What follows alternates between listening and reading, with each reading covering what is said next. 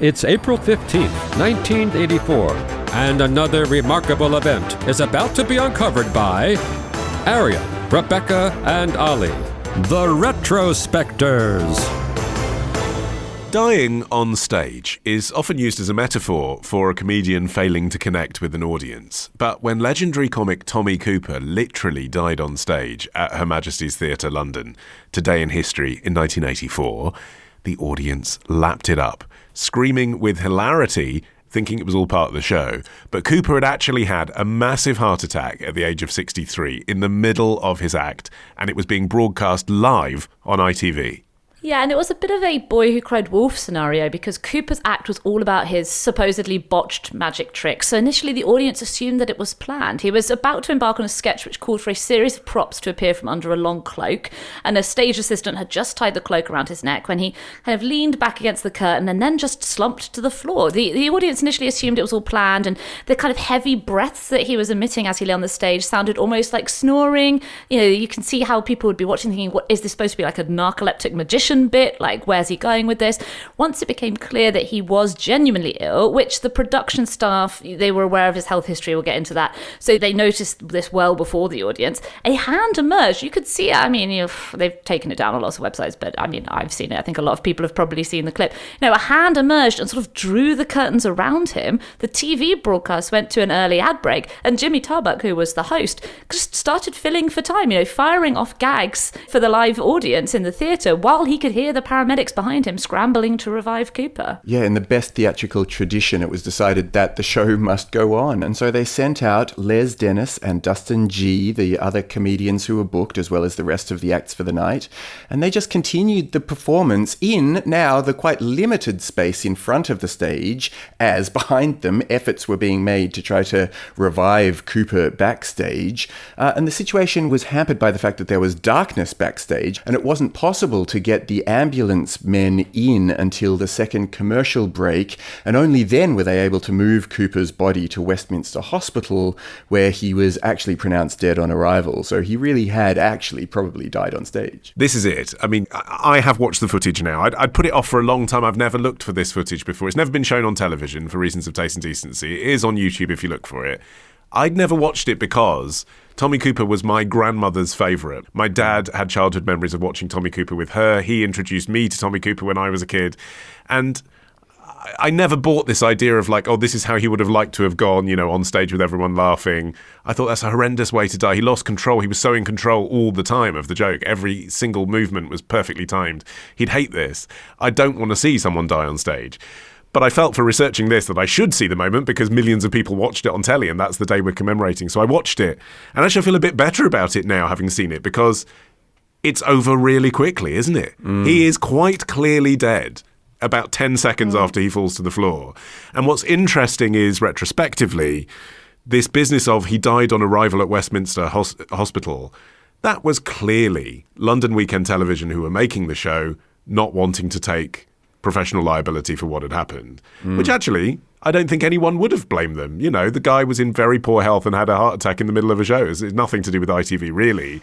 But they'd known, as you hinted at earlier, that he was in poor health. In fact, that night, they knew he couldn't make it up the stairs to the dressing room, so they'd let him get changed in the wings, that he was the big star turn, so they built him a dressing room in the wings of the theatre. Yeah, I mean, that was one of the reasons that they knew pretty much instantly that this wasn't part of the act when he fell down, is that his son was in the wings, and he said that his father had such serious back problems that there's no way he would ever execute a pratfall on stage as a way of getting laughs. So that's when they knew something serious had actually happened. And it seems like all of the evidence points to Cooper dying pretty much instantaneously. The people who actually did suffer were the other people who were performing. You can really see in their accounts of it later that there was a lot of trauma around it. And Jimmy Tarbuck especially, you can tell that he felt guilty for being able to go out and perform. He had known and admired Cooper for 20 years. He'd met him while he was, still starting out. But he was a trooper, Tarbuck was a performer. And you can imagine he just went on autopilot. He was probably fueled by a lot of adrenaline. And he's going out there and doing his routine, making jokes, knowing what was going on just behind the curtain.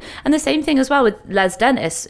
him and Dustin G were doing impressions of Coronation Street characters while listening to the ambulance men thumping Cooper's chest behind them. It must have been totally surreal. And actually, spookily enough, 2 years later, Dustin G suffered a massive heart attack on the stage while he and Les Dennis were playing the Ugly Sisters in the panto Cinderella, and died 2 days later in hospital. So, Les Dennis has spoken about this. He obviously also carries a lot of trauma from it. And the American musical star, Howard Keel, Seven Brides and Seven Brothers, Calamity Jane, he was singing as Cooper was being carted away into the ambulance, and you can see the curtain twitching while he's singing. So everyone was just going on with the show. And well, it's that old-fashioned variety thing, isn't it? The show must go on. And again, it's that thing of, well, that's what Tommy would have wanted. He'd want us to do the thing because we're all performers. And the thing is, that is sort of true.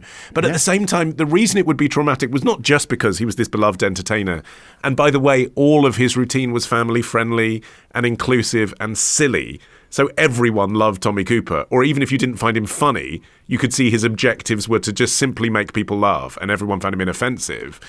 But it's that he represented that wartime generation of British comics. He was like almost the friendly face of those. There were some quite sardonic ones. If you think about Peter Sellers or Spike Milligan, Tommy Cooper was like the friendly face, along with Morecambe and Wise maybe, of that generation of comics. It's not just anyone who's just had a heart attack on stage. It's the Don, Yeah, but you can also understand why in the very moment where he died on stage, there was some uncertainty because, as you say, Rebecca, he often played on having absolutely no material. Comedians so often looked back at Tommy Cooper and sort of assessed his material as being nothing special intrinsically of itself. But what made him funny, and one of Britain's favourite comedians of the time, was just that he was funny. He embodied this kind of great innocence and these childlike qualities, and he made sort of failed jokes winning in this really charming way. That many comedians have commented on his ability to bring the house down with just the thinnest of material. The magician and TV presenter Paul Daniels remembered Tommy Cooper giving an after-dinner speech at a club in London when he said,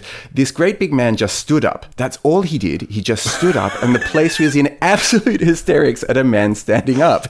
He said, "Now, I don't care how much you study comedy, you can't define that ability to fill a room with laughter because you are just emanating humour." His most famous routine in the theatre was not even making it to the stage at all. Never mind standing up and having thin material.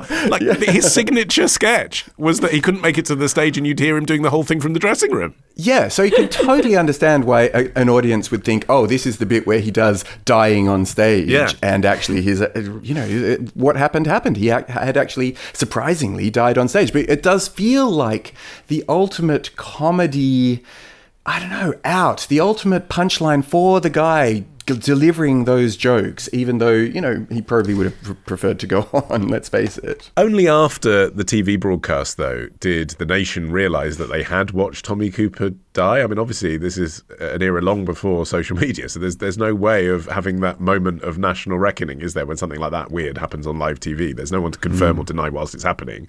You have to wait and see. So the whole of Live at Her Majesty's finished. And then when the news at 10 came on the same channel, ITV then sort of somberly announced the death of Tommy Cooper, which the audience had just been watching. But the rest of the show had carried on as if it hadn't.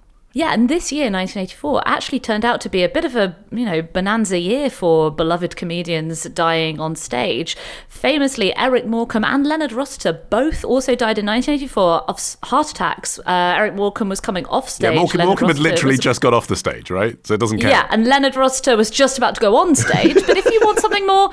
I've got something more authentic if you want it, Olly. Sid James died in 1976 of a heart attack he suffered on stage during the opening night performance of The Mating Season at the Sunderland Empire Theatre. That is more depressing to me.